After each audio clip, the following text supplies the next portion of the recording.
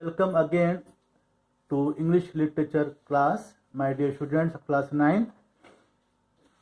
Now page number 83, start from here.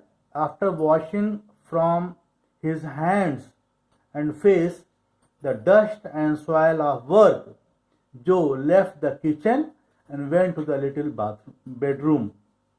After washing from his hands and face the dust as he worked since morning till dusk, so his face and hands became dusty. So he washed his hands and face and soil of work. Joe left the kitchen and went to the little bedroom. A pair of large bright eyes looked up at him from the snowy bed, looked at him tenderly, looked at him softly, gratefully, pleadingly. She was looking at him. She was looking to Mr.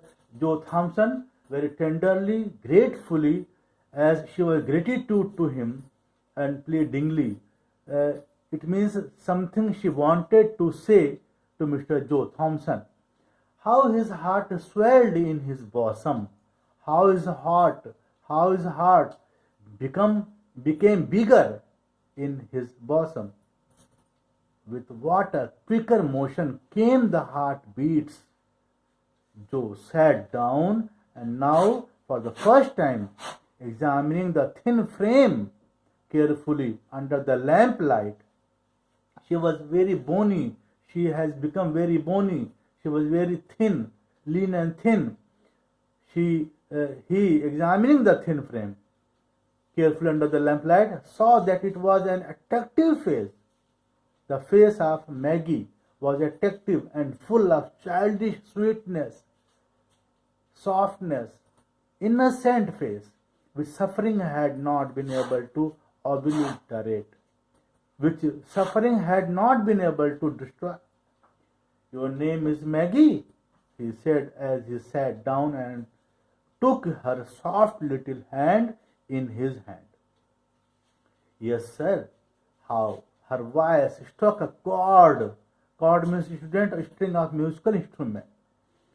Her voice struck a chord that quivered, shook in a low strain of music, hold of music. Have you been sick long? Yes, sir. Have you been sick long? Joe Thompson asked. Yes, sir. What a sweet patience was in her tone, in Maggie's tone. Has the doctor been to see you? Has the doctor been to see you? She said, yes, he used to come, but not recently, but not lately. No, sir. But not lately? Not recently? No, sir. Have you any pain? Sometimes, but not now. When had you pain? This morning my side ached and my back hurt when you carried me in your arms. It hurts you to be lifted or moved about? Yes, sir. Your side doesn't ache now? No, sir. Does it ache a great deal? Yes, sir, but it hasn't ached any since I have been on this soft bed. She was very grateful to Mr. Joe Thompson. The soft bed feels good, she said. Oh, yes, sir, so good. What a satisfaction, mixed with gratitude, was in her voice, was in Maggie's voice. Joe glanced from his wife's face to that of Maggie. First of all, she glanced to his wife and after that to Maggie's face. She understood him and answered, she can wait until we are done. Then I will bring her something to eat. She can wait until we are done. Then I will bring her something to eat. There was an effort and indifference, unbiased impartiality, indifference. There was an effort at unbiased impartiality part of Mrs. Thompson, but her husband had seen her through the window and understood that the coldness was assumed.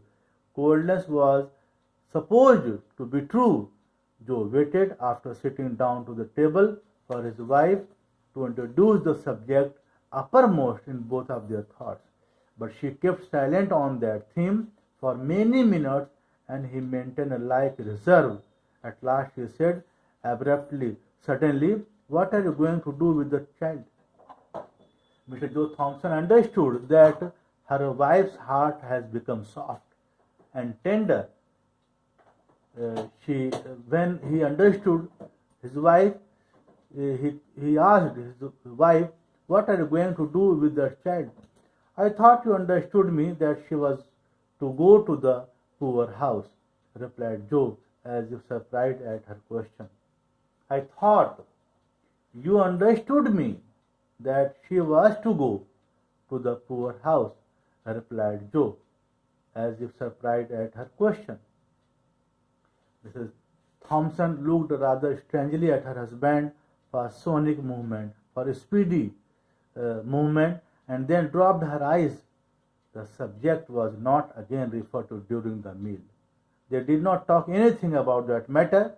At its close, Mrs. Thompson toasted a slice of bread and softened it with milk and butter, adding to this a cup of tea. She took them into Maggie and held the small waiter on which she had placed them, while the hungry child ate with every sign of pleasure. She took interest in taking what was served by Mrs. Thompson. "Is it good?" asked Mrs. Thompson, seeing with what a keen relish. She was keen interested. She was fond of the food which was given, and the food was she was taking the food with intense interest.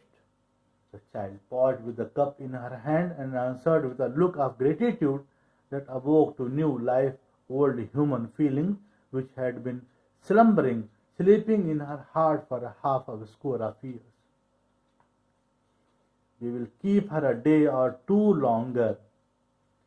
She is so weak and helpless," says Mrs. Joe Thompson. "We will keep her.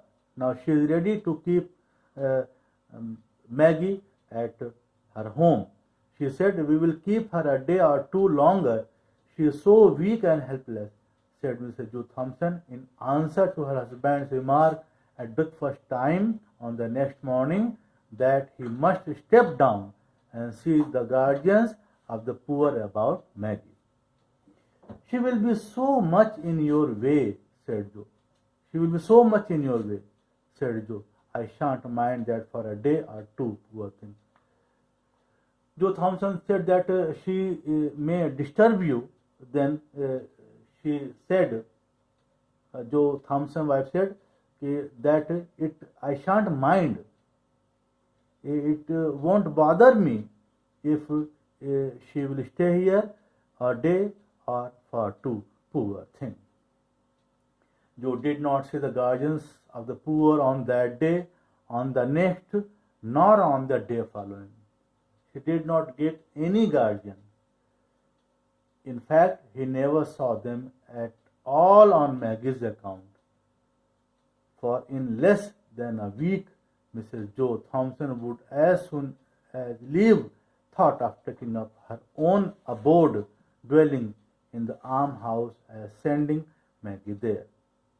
Mrs. Joe Thompson would as soon as leave thought of taking up her own abode, taking up her own dwelling in almshouse. Almshouse means a house for old and poor, as sending Maggie there. And what happened after that, you will study in my next video. Thank you so much, students.